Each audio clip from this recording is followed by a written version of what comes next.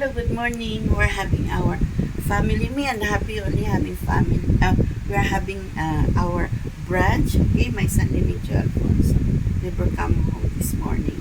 He usually come home 5:30 a.m. to 6 a.m. but he never come home.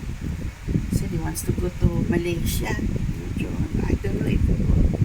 Maybe not. Okay, I don't know. There's Lee Simpoy with the signature of Albert complete name. Lee Simpoy, 74 years old. Singaporean retired. Okay?